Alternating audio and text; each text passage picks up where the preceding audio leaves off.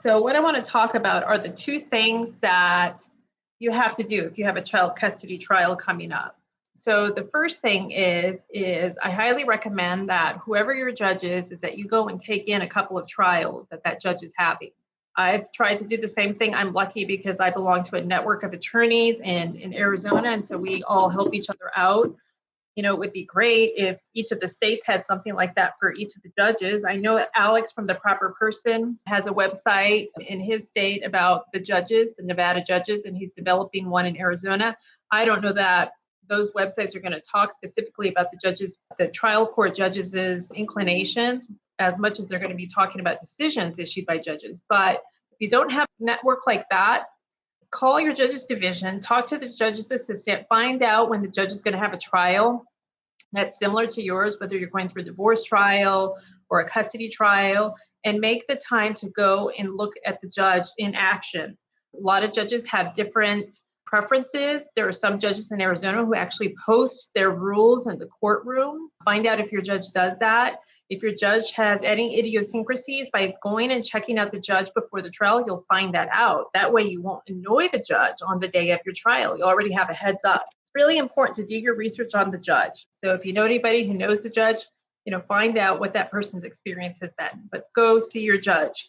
The second thing that you must do prior to your family court trial is practice. Whether you have an attorney or not, you need to have your questions together in advance of trial and practice them. If you're representing yourself, then get with a friend or a family member, give them your list of questions and do some role playing with them, and do this as many times as you need to so it feels comfortable to you. This is really important, especially if you have time limitations. In Arizona, judges don't give us a lot of time to try these cases. Sometimes we get 2 hours, 3 hours. If I'm really lucky, I'll get a whole day. So that means I really have to move through the questions. I practice with my clients prior to us going into hearings or trials. I give them my questions ahead of time. We sit in my conference room. I ask them the questions.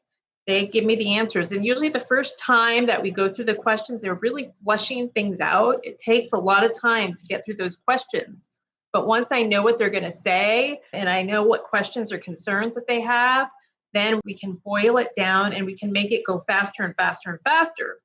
So we'll practice it a few times, but then I send them home with their questions and tell them to practice on their own or practice with a friend or a loved one. So you have to do that. Have all your questions ready with your witnesses. Make sure that you practice with them in advance. You always want to know what answers your witnesses are going to give. Don't ever ask a witness of yours a question that you don't know the answer to. You must know the answers to your witnesses' questions, and the only way that you can find this out is by practicing with them. If you have an attorney, then I'm guessing that your attorney is going to go over the questions with you prior to the day of trial. That's really important. Sometimes attorneys get busy, their schedules get, really blocked up. If you haven't heard from your attorney and you have a trial approaching, I would take the initiative and call your attorney and say, hey, when are we going to do pretrial prep? When are we going to practice the questions that you're going to ask me? When are you going to send me the questions that you're going to ask me? And make it a point to get with that attorney at least a few days prior to trial. That way, if there's any wrinkles, you can iron them out. So for me, those are the two things. One, that you must do prior to your custody or any family court trial.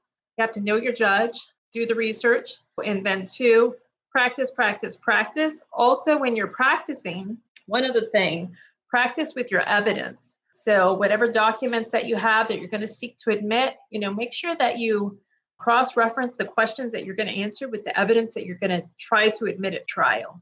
Your evidence must be admitted at trial for the judge to consider it. If you bring a piece of evidence to court or you've had the clerk mark it, but you don't get it admitted, then under the law, that evidence is not to be considered by the judge.